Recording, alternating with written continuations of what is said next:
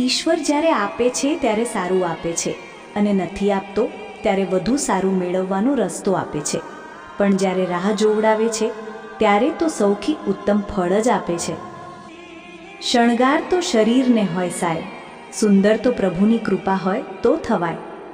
કોઈએ પૂછ્યું બંસરીને કે તું કેમ કૃષ્ણને વાલી છે?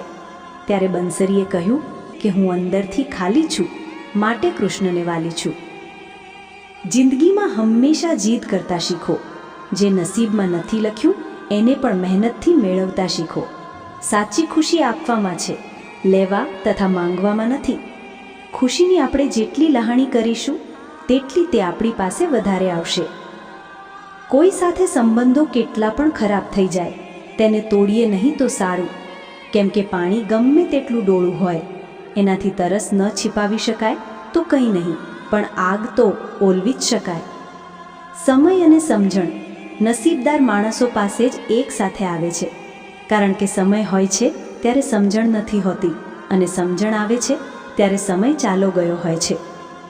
ક્ષમા કરો જેમણે ગઈકાલે તમને દુઃખ પહોંચાડ્યું છે, પરંતુ તેમને ભૂલશો નહીં જેઓ દરરોજ તમારી સંભાળ રાખે છે.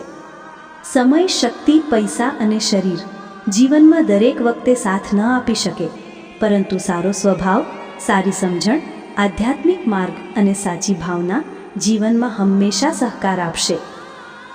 જ્યાં સુધી એકબીજાને મદદ કરશે ત્યાં સુધી કોઈ પડતું નથી, તે ધંધો હોય, પરિવાર હોય કે સમાજ. શરીર સુંદર હોય કે ના હોય, પણ શબ્દો હંમેશા સુંદર રાખવા, કારણ કે લોકો ચહેરો ભૂલી જશે પણ તમારા શબ્દો નહીં ભૂલે. શરૂઆત અને અંત. જીવનની શરૂઆત આપણા રડવાથી થાય છે અને જીવનનો અંત બીજાના રડવાથી થાય છે. જન્મથી મરણ સુધી તમારે ઈશ્વર સાથે શતરંજ જ રમવાની છે. ફરક માત્ર એટલો જ છે કે તમે જે ચાલો એ ચાલ કહેવાય છે અને ઈશ્વર જે ચાલે છે એને તમારી ચાલનું પરિણામ કહેવાય છે. નસીબ પર વિશ્વાસ કરીને થાકી ગયા હોય તો પોતાના પર વિશ્વાસ કરી જોજો, પરિણામ સારું જ આવશે.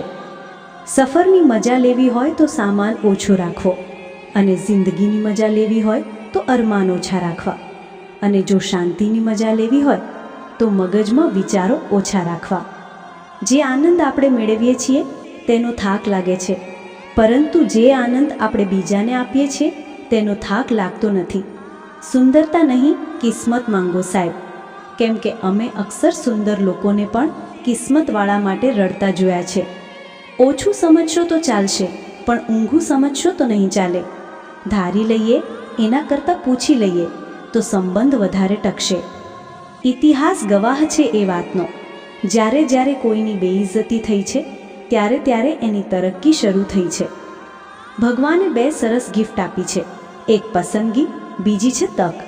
પસંદગી છે સારા જીવન માટેની અને તક છે જીવનને શ્રેષ્ઠ બનાવવા માટેની. મોટા માણસ બનવું એ બહુ સારી વાત છે, પણ સારા માણસ બનવું એ બહુ મોટી વાત છે.